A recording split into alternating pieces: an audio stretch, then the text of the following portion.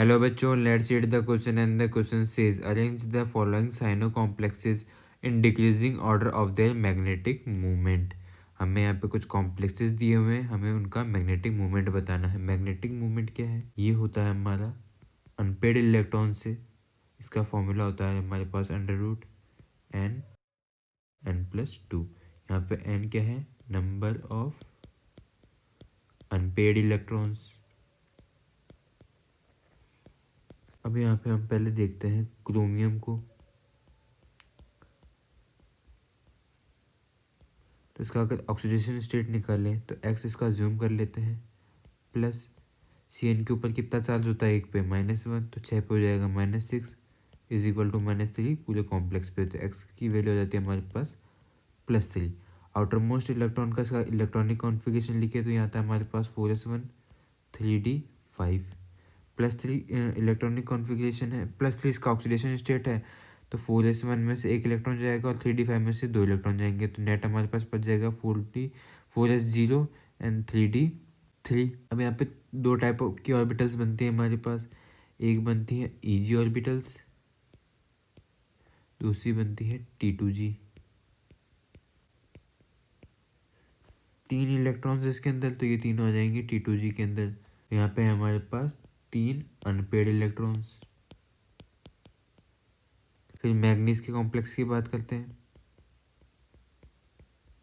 तो इसका भी ऑक्सीडेशन स्टेट हम जैसे इसमें निकाला था वैसे निकालते, तो यहाँ पे भी इसकी जो ऑक्सीडेशन स्टेट आएगी वो +3 आएगी।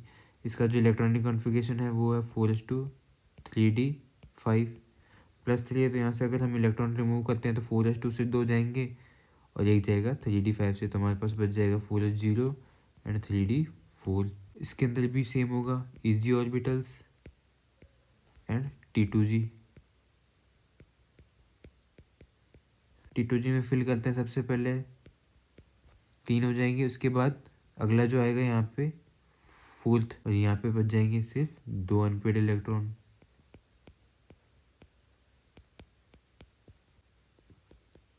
Fe के साइनो कॉम्प्लेक्स की बात करते हैं तो हमारे पास ये आता है। इसकी ऑक्सीडेशन स्टेट निकालते हैं तो इसकी भी आती है हमारे पास +3। इसका इलेक्ट्रॉनिक कॉन्फ़िगरेशन है हमारे पास 4s2 3d6।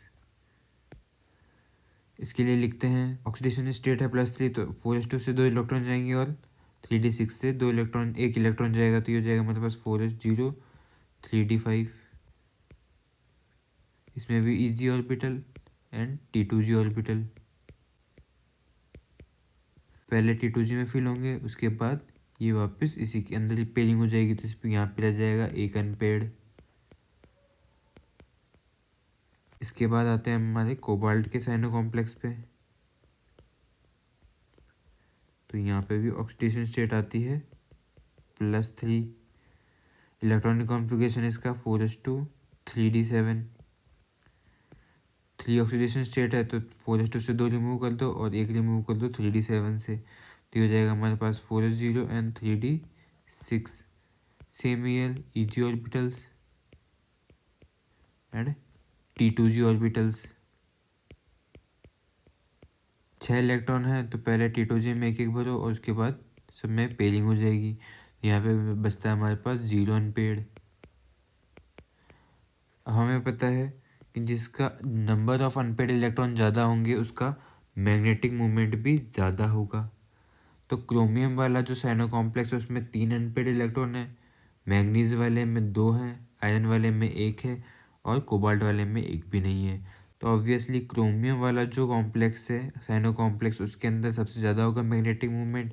फिर आएगा मैग्नीज वाला, देन आएगा हमारे पास आयरन एंड देन आएगा कोबाल्ट का cyano complex.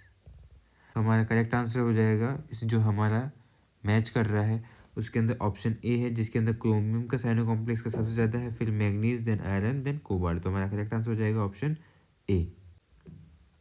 Hope understood the question well, all the best.